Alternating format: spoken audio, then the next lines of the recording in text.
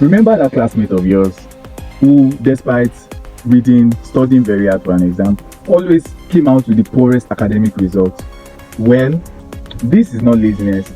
He most likely has a condition we call learning disability.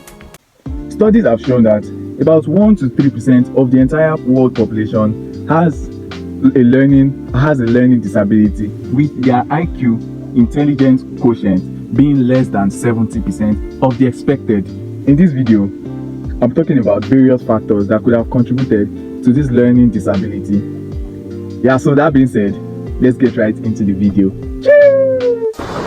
The very first condition I'll be talking about is prematurity. So if peradventure a person, when he was born before 9 months, this could cause learning disability. And why is this so?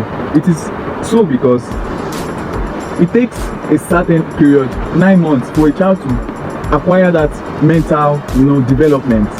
So if this 9 months is not completed, it will cause a learning disability. It causes mental retardation. Okay, so does it mean that every child that is born premature will have learning disability? No.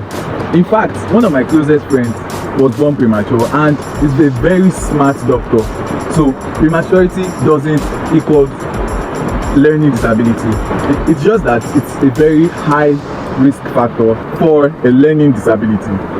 The next thing that could cause a learning disability is problems with the genes. So by problem with the genes, I mean if a child was born with Down syndrome. Down syndrome is a condition that affects the genes and allows a child to, causes a child to have delay in achieving things physiologically.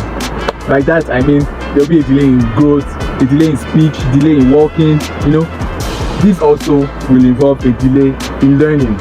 So another genetic condition is when a child is born with microcephaly. So the brain is smaller than the expected size for that age.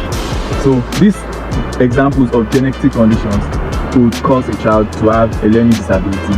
The next thing is trauma. So if throwing a child or playing with a child, or maybe when the child was playing with a child, then the child falls down, or maybe you're not even playing, you left the child on the bed and the child restless, the child is restless, rolls off the bed and falls and hits the head. This trauma could affect the brain and result in a learning disability.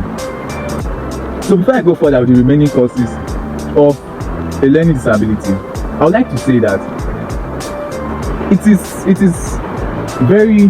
not humane to laugh at people who have these problems, because it's not their fault. Like the examples I've given so far, the problems with prematurity, with their genes, or falling down, trauma, it wasn't their fault. So try to be kind to people. I know this is not needed. I don't even know what I'm saying this, but I just feel I should add this before going further. So be kind to people that have this problem. They are not lazy.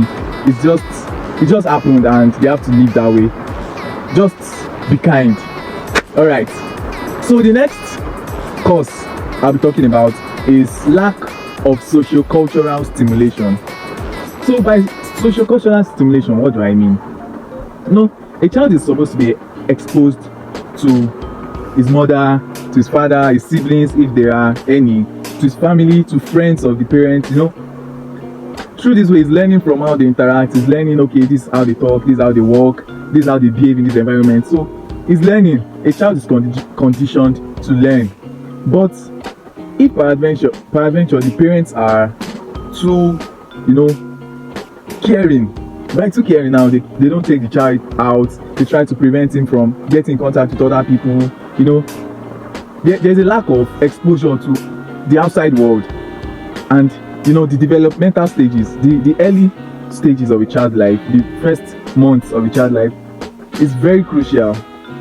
So if during those periods that child doesn't get exposed to all these things, doesn't see life outside his cottage, outside his crib, then it will cause that child to have a learning disability, so to have mental retardation.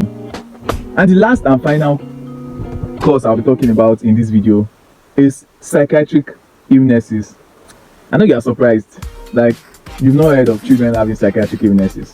but they actually do. They are human beings too. So if a child has infantile autism or he has early onset schizophrenia, this will cause that child to have problems with learning. If we have problems, we have the condition known as learning disability, or also called mental retardation. Some seconds ago I talked about autism. So in this next video I will be giving you more info. I'll be shedding more light on what infantile autism entails. So that's all on this video. Don't forget to stay psyched.